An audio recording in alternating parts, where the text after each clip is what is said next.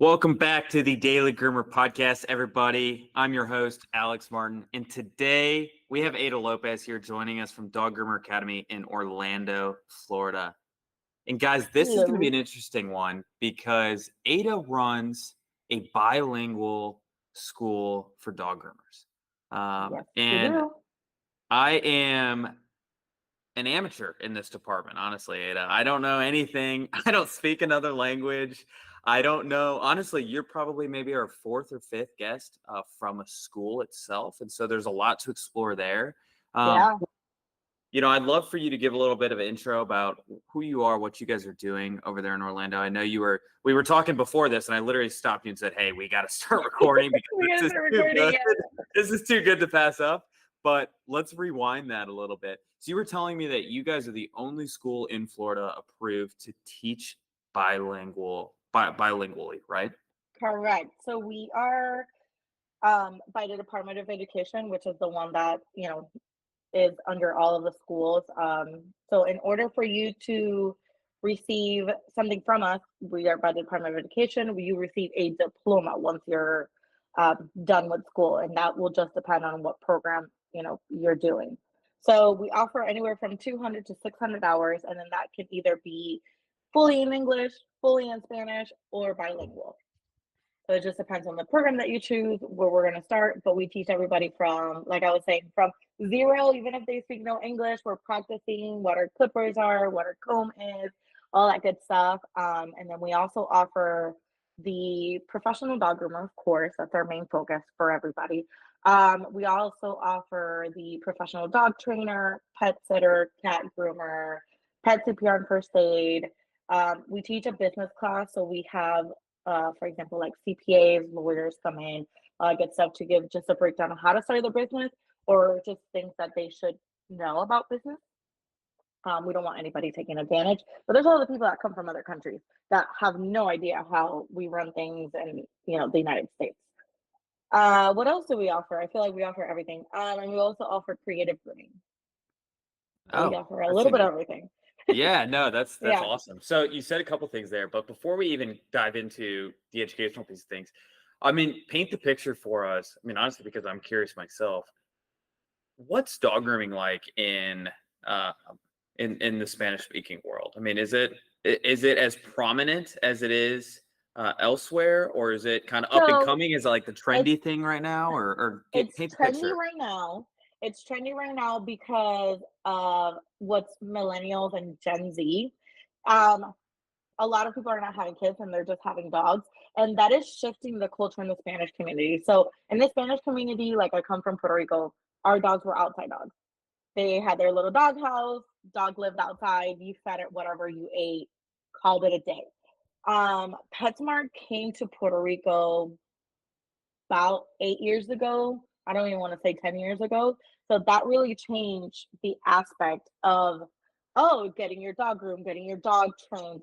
So then a lot of people are now coming to school, getting educated, and then actually being able to educate the people and the clientele into how to better take care of your dog.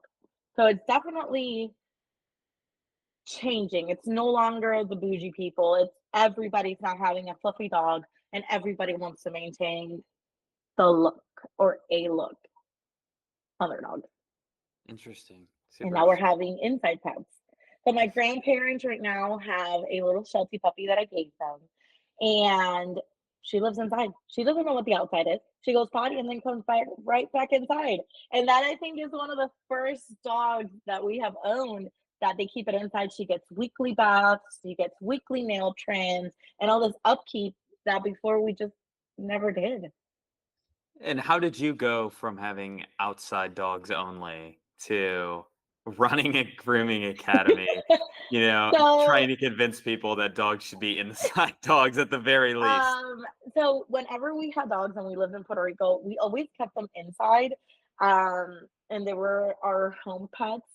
And I remember, and if you read my bio, which I know you did, I was 6 years old. I came in one of my first trips to the United States, and we went to an aquarium. And I said, I want to be an animal trainer. I want to be that girl with the dolphin. I want to be the girl doing tricks with the little dog at the show. I want to do that. And dream came true. I was 13 years old, my sister's disabled, and we chose to have a service dog for her. And in the midst of all this, I started volunteering with that company, um, training dogs as a volunteer. And I fell in love with it, and I've been doing that ever since. And then dog training became okay, so I'm a dog trainer, great. And then all these dogs were getting groomed, and I'm like, but why am I just dog training? And I can create revenue from the same dog. I can also pet sit it, and I can also groom it. But grooming, when I started 10 years ago, almost 11 years ago, there was only one school in Florida, two schools in Florida. So I had to go to Tampa. Actually, my school closed down, and uh, I started learning how to groom in school, and then I opened up my first shop. And I quickly realized that the way that I was taught is not the way that I learned. And you can put a video in front of me, and you can give me a book, and you can say, hey, understand what all these blades are. And it was not clicking. Um, and so my mom does human resources. She has a PhD. She is a professor. And she's like, so why don't we just start our own school? And I was like, you're crazy. You're crazy. You're insane. And she's like, no, we know what we're going to teach. We know how to do it. We've been doing it. Let's do it. Let's do it the way that we would, like me, I would learn having ADHD and being neurodivergent. And how would my little sister learn having cerebral palsy? And I was like, okay, I can do that. That's easy. So our model right now is 100% hands-on training, and we have very little what we call book work or theory work. Obviously, there's days where I have to sit them down. I try to be as interactive as possible. I have not only presentations but videos, and then us actually going through the thing. So, for example, let's say we're teaching brushes. I'm going to pull out all the brushes, and that day we're talking about brushes and what each of them have. So let's do it with the dog. Let's talk about it. What will we use it for? How do we clean it? All that stuff, but tangible. We have the brush in front of us, not just go read it in your book. And I always say, hey, your book is a great resource. If you want to read it, go ahead. But if you can't, we can't concentrate. It's okay. We're here. You're going to learn it here right now, and we're going to use Yeah. it. No, I like that. It's just having it as a resource. I mean, that's why people have the notes from the grooming table at their salon, right? It's just Right. having something there that you can, maybe it's been a long day, maybe your brain's a little fried, and you're like, shoot, Right. what was that again? I just need to go look that up, right? But you're right. I mean, it's the actual, I forget what they call that. Maybe you would know because you're in this world, but that type of learning where it's not visual, but It's you're hands-on. using your hands on. Yeah. Yep. It's hands-on training. Exactly. So interesting. Talk to me a little bit, Ada, about so when you guys were at that point, and maybe it's evolved a little bit, but how do you set the curriculum for taking someone from 0 to 1? As okay, they know So nothing. Maybe they they don't know even know nothing. English, and you Right. are going from literal nothing to at some point you are going to be a professional dog groomer. What's Right. the So curriculum look like along the way? we start with having a dog on your table. One of us is going to stand with you. We're putting a dog on your table, and we're going through the dog, and we're going through safety first. Maybe on your first day, you're not physically doing everything, but we're there with you doing the dog, and we're going to run you through it. And one of the great things about our curriculum is that it's repetitive.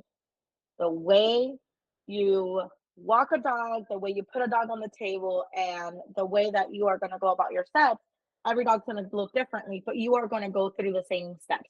Every dog's going to get their nails grinded. Every dog is going to get a bath. Every dog is going to get their paw pads shaved to an extent.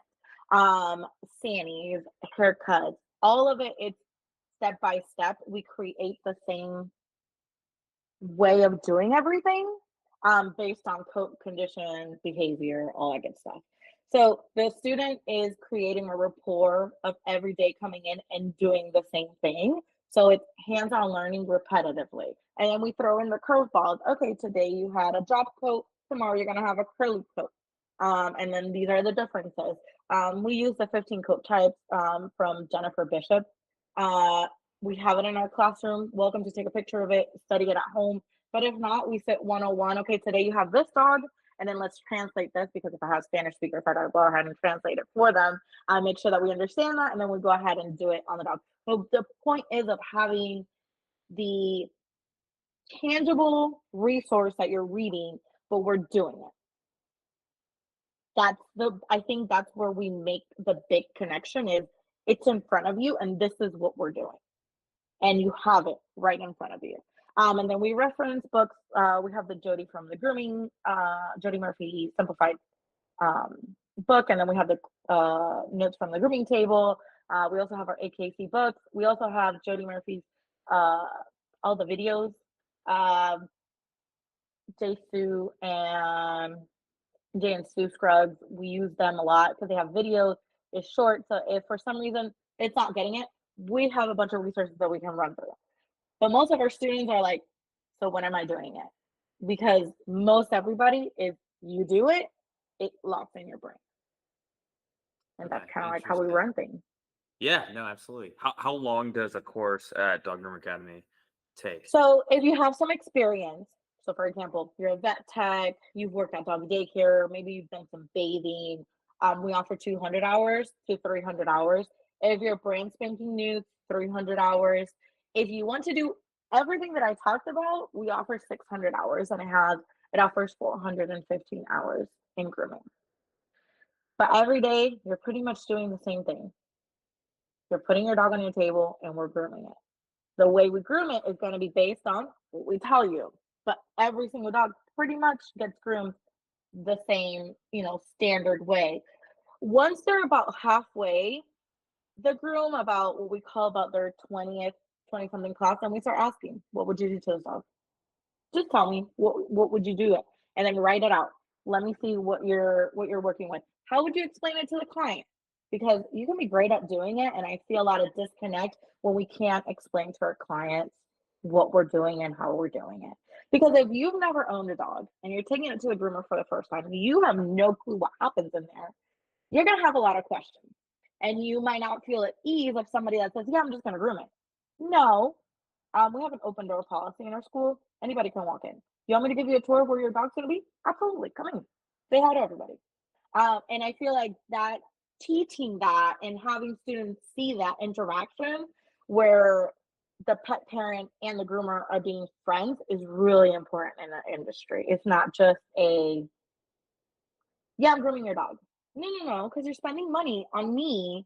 So I'm here to explain to you why I'm great and why are we using what we're using and why are we doing it the way that we're doing it. So it's not just only grooming the dog. You got to understand why we're grooming the dog that way. 100%. It's all about understanding. I think that's smart that you guys teach the client relationship part as well, because I feel like so many of our fellow groomers out there join the space because that kind of funny line that holds some seriousness, that hey, I'm a dog groomer because I don't like people, right? And it's funny, but it's like, I think we overlook sometimes how important the client relations part is. Yeah, and we always say it. It's okay to hate people. The interaction is 5 minutes. Time yourself to 5 minutes. Time yourself to 10 minutes. But you are that dog person. Make sure that maybe the client interaction is quick, but make sure your interaction with that dog is there. Make sure that when that dog comes in, that dog wants to go with you. And that maybe if mom is nervous with mom and dad, maybe when mom and dad leave, you can shoot a video of the dog being comfortable. And then that way your client is comfortable. There are non-interaction ways of where we can ease client minds. And we are here to not only teach the grooming portion, but also, or the dog training portion, but also be able to keep the client's mind at ease into what we're doing. And that, we are professionals doing this. What are some common ways that groomers in the audience can learn to help put their clients' minds at ease? I have created, I've worked at several places, and everybody does it a little bit different, but something that I continue hearing, and we even get it at our salon sometimes, or even in our mobile grooming sometimes, is why are prices so different? Okay, no problem. One is explaining to your client what kind of dog they have. So I feel like it's very important knowing our coat types, our breeds, our temperaments, the frequency of groom, and then how much your client is willing to spend.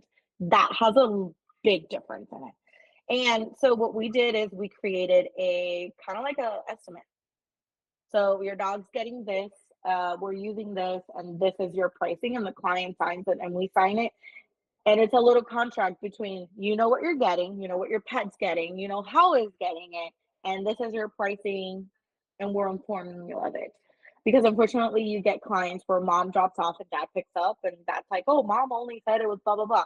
Yeah, but then she decided to add a cookie, an ice cream, a facial, whatever it is. And so it changes the pricing. So that having that signature and having it written down, tangible to the client, hands on to the client, works out really well. Great. I like that. Yeah, it's a set standards and policies that, hey, it's on Yeah, paper here, guys. I mean, it's no he said, she said. We all looked at it. We can all see it. There's signatures. right. It makes a lot of Did sense. my dog get his teeth brushed? Well, did we circle it when you were coming in? Then yes, I got its teeth brushed. Is it included in the price? Yes, it is. And this would be extra or etc. But I think making that relationship with the client that the client understands what they're paying for and what is it looking like, then because we all have pictures, like we have show pictures of like when we do confirmation with our dogs, and everybody's like, "Oh my God, look at the dog! That's great!" Like, okay, so it'll be this pricing if you want your dog to look like that, and then oh no, I can't do that. I have to come in every 6 to 8 weeks. Well, then you can't not get that style. We can maybe look at this style that's more budget friendly, without making the client feel bad, and then all the layers in between. So, are you willing to do maintenance at home? Are you not? All that good stuff. And I think in the dog grooming world, because we don't like people, I feel like we lack that sometimes. And it's important to take your 5 to 15 minutes when you're first meeting a client for the first time and making sure that the client understands what you use and how you use it, and then go go from there. I don't want to put you on the spot here, Ada, but honestly, I'm beyond curious. I'm sure people listening are extremely curious. What are the questions on that list of things that determine the price? For example, you mentioned, do you want to do maintenance at home? Like Right. what's the list of, even if you could So I just don't soft have like a circle five set of them. list. I have like a spiel that I talk to my client Give about. us the spiel. So if you're coming to me for the first time, one of the first questions that we ask is, do you do any maintenance at home? Are you willing to brush? Are you brushing your dog? Are you bringing me in a matted dog? Why did this happen? I always ask, like, so do you want just shave downs? Like, do you just want your dog short but cute that maybe it's budget friendly every 6 to 8 weeks? Absolutely, we can work with that. But if you want your dog to look like a teddy bear, then we're gonna have to either do some maintenance, and I can show you what that looks like. I have no problems in shooting small videos for my clients at home, and then ensuring that they know how to bathe, brush, and dry. And I will show it to them. I will bring them in the back. I will show them what they need. And if that also isn't in their budget to purchase, then we just look at something else. But those are questions that I ask, and I feel like pricing has a lot to do with what they want, because we have to get paid for our job. Yes, we're having cute dogs and we are loving on your dogs all day, but we need to get paid. We're getting paid to do something. And explaining that to the client in a non-pay way is what's important. And looking at it from a health perspective, your dog cannot have ingrown nails. The more that we see your dog, the more maintenance is going to get, the better the skin, the coat, the better they're going to feel. It affects behavior. I cannot expect a matted dog that I see once a year to behave on my table and be able to get it done in a reasonable amount of time. But if I see that dog maybe every 8 weeks for something that the client can afford, then we're going to have a better outcome on our dog and less anxiety on us, less strain on our bodies, but also less anxiety on the dog and less stress on the dog. So it's a give and take. And I feel like sometimes what I hear a lot from other grooming salons is that we're having that little bit of disconnect. That is not just grooming the dog, is informing the client of why we need to groom that dog every certain period of time.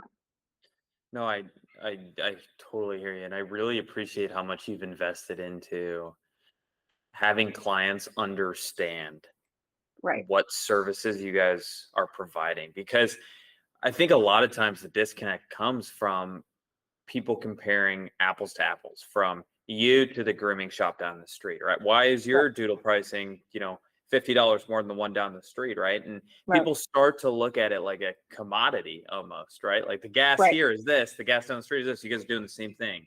And I think once you take that extra, as you said, 5 minutes, but it can even be an extra 30 seconds would be more than most Yeah. other shops.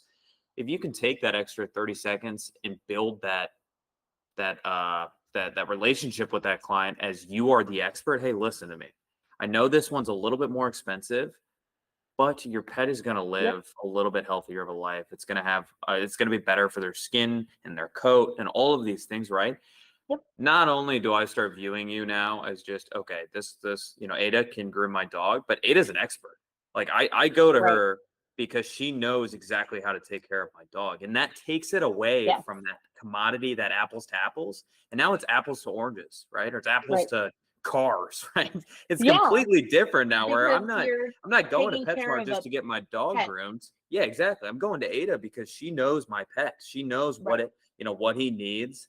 She knows how to take care of him. She's like almost my pet's doctor, for lack of a better word. I know there's that like fuzzy line between those two, but if you're seeing my pet every 4 to 6 weeks and you're an expert in the field, I'm going to trust what you're saying about his coat and Right. his wellness. And And sometimes we catch things before even the vet. I've had a lot of dogs with tumors or, skin conditions or ear infections or any, little things that sometimes we see and we're like, hey, I recommend you taking it to the vet. Not sure what's up, but I see them frequently and this was not normal, you know.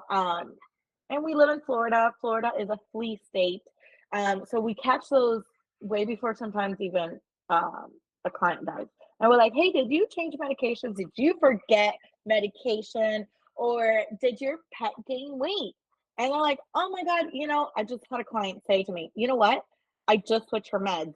And I think I gave her the wrong dosage. And I was like, go back to the vet, make sure you weigh her correctly, and let's get her under control because we don't want fleas in her house. Just just that simplicity. It's just that you're right. I simplicity. mean, it's just a second set of eyes.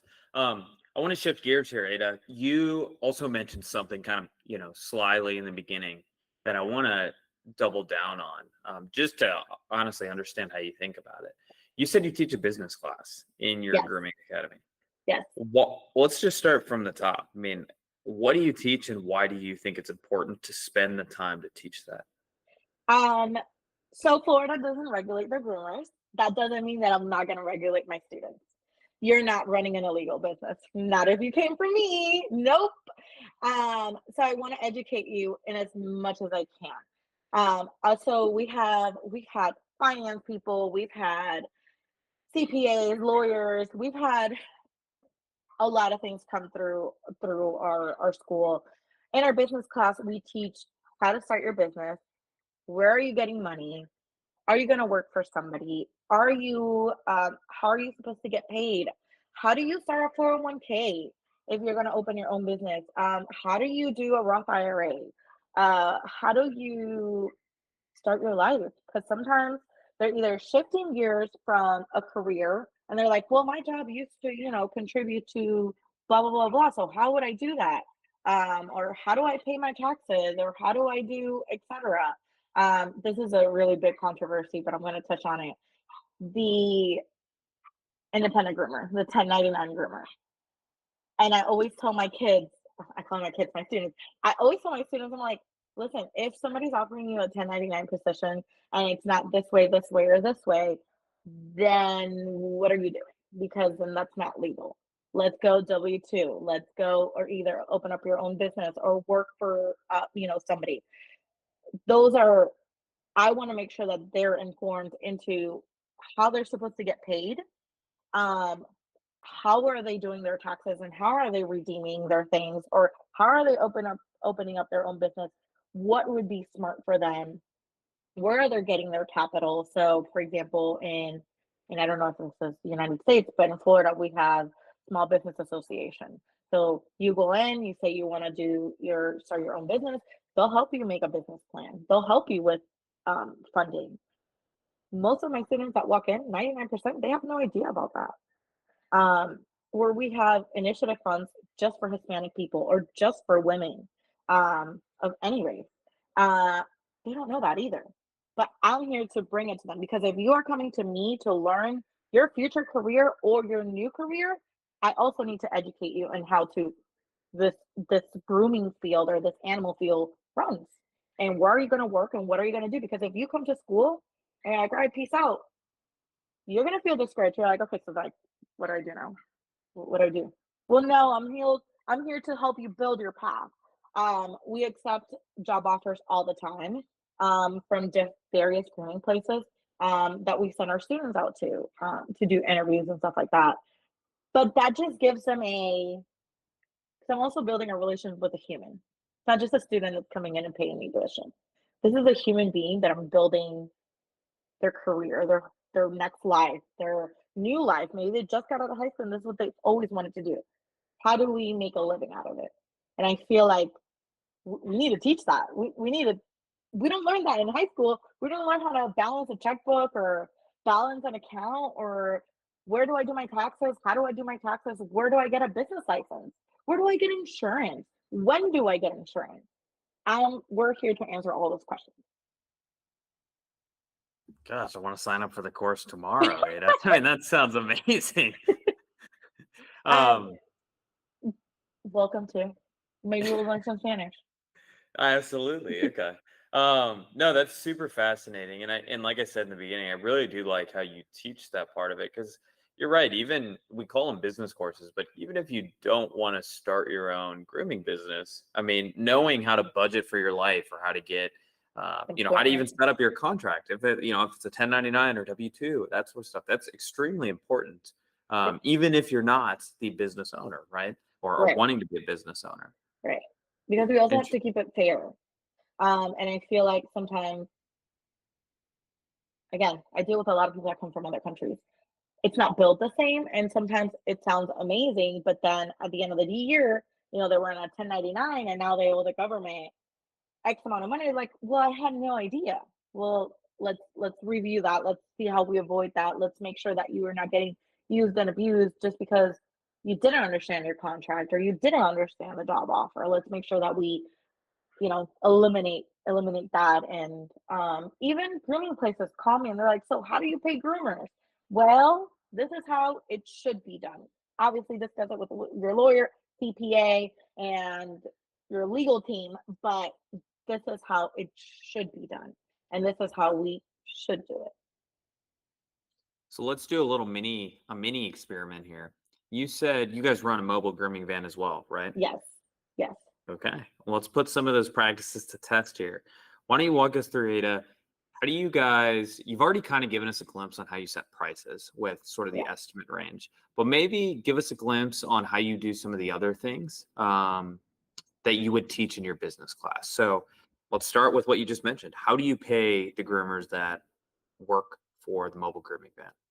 So our mobile grooming van, right now, everybody gets paid hourly plus commission.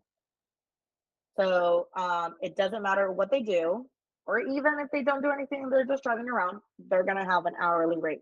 Once they have a dog on their table, depending on how long they've been with us, how much experience and what they're doing, they get a percentage out of that, and they get 100% of their tips.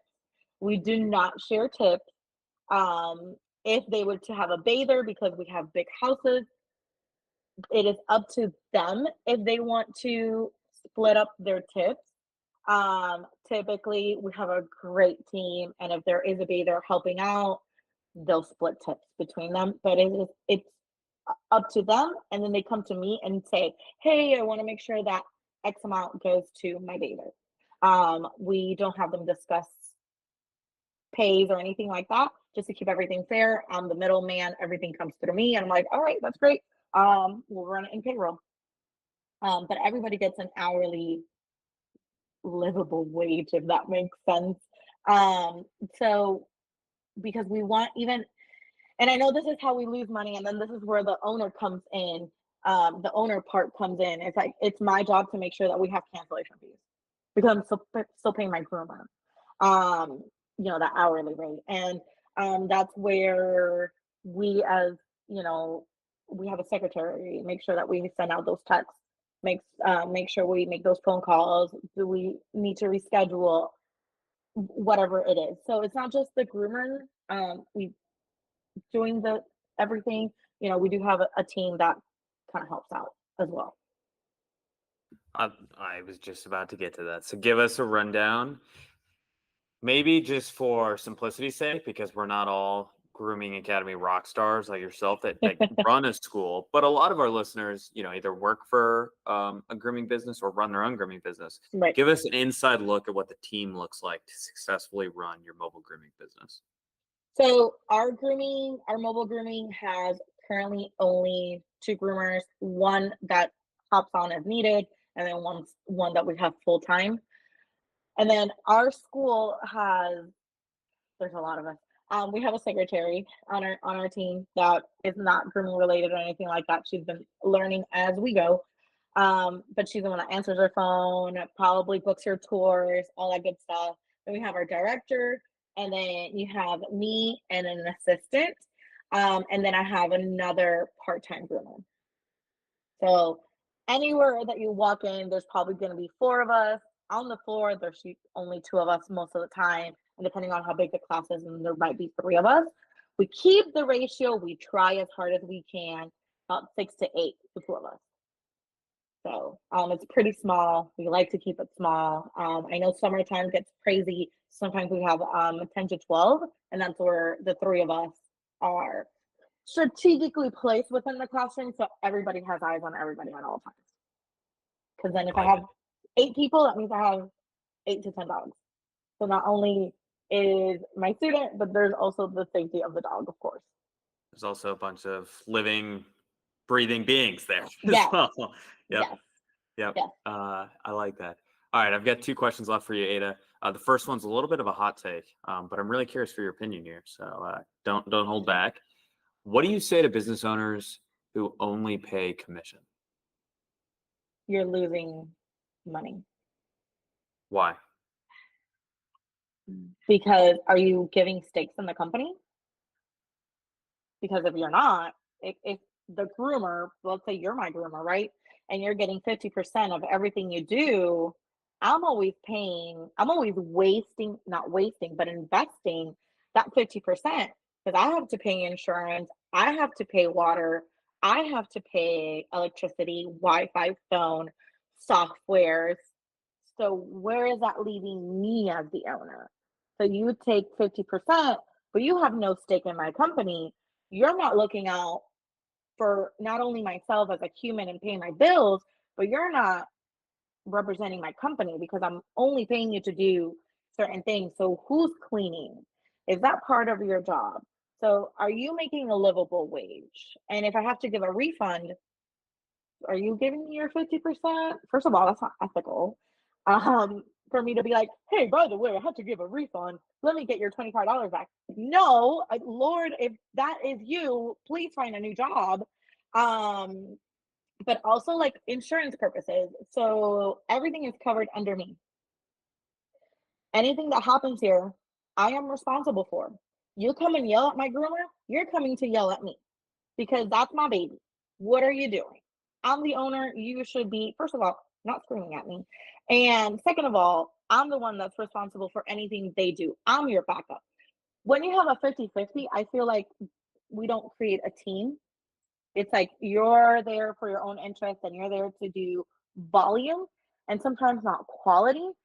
I'm not here for volume. I'm here for quality, not only relationship with the client, but with the dog and quality groom. So I know it's a really hot topic. I don't think that groomers should be paid commission. I think that it should be maybe tiers or maybe a livable wage plus the commission. But if my groomer is walking in and all her dogs cancel, how do I make sure that they're taken care of?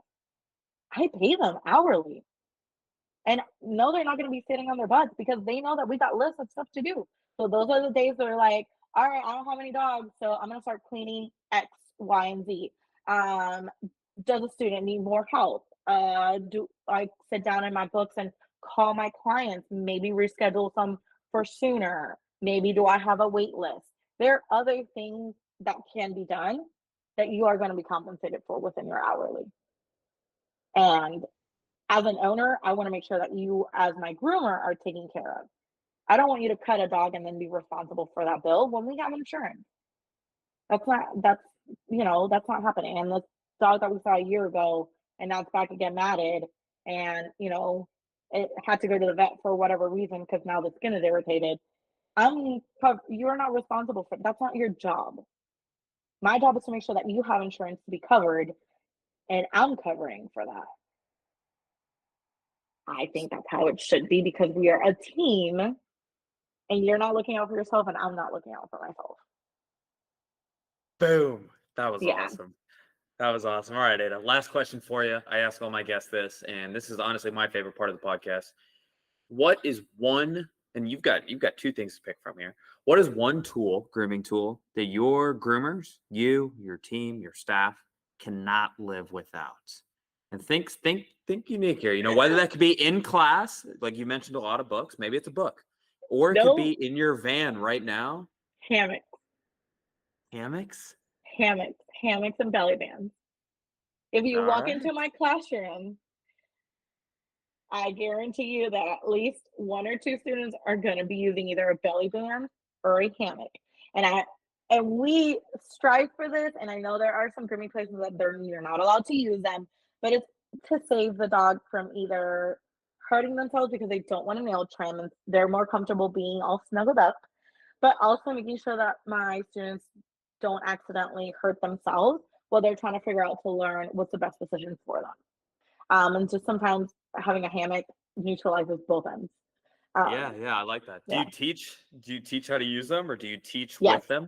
Yeah. Yes, we do teach with them and how to use them before they use them. What are our safeties? And then if we sometimes don't use muzzles, don't tell anybody. We use cones and donuts. And then we talk about like if they're going to use muzzles, how to use them, and like time yourself, make sure that we know. They get like a little sheet of like things that they need to watch out for on the first couple days, and then making sure that we're monitoring our dogs correctly. Awesome. And on that note, do you have a specific brand of hammocks that you guys love, or is it just kind of whatever you can find? I actually made my own. I got with a seamstress, and I was like, Oh my listen, God. I need something that doesn't stretch out, that we can wash, like sanitize in between, and that we can dry quickly. And I couldn't find anything, so we got a material that we can sanitize, dry, use on the next dog. Oh my gosh, that's awesome. That's I fantastic. bet you were not expecting that. Not at all. Yeah. That is so funny. That is amazing. Well, you know what they say. I mean, if you can't find it, make it. I mean, that is awesome, It's a Ada. lot easier to make it. Yeah. Yeah, I love that. Well, Ada, thank you so much for coming on today. What you have built with the Dog Groomer Academy is amazing, and all of your little tidbits. I can so see why you guys are so successful. I mean, your character too is awesome. Like I feel so energized from this conversation. I'm really appreciative of you coming on. Oh, that's awesome. Thanks. All right, guys, and that's the pod.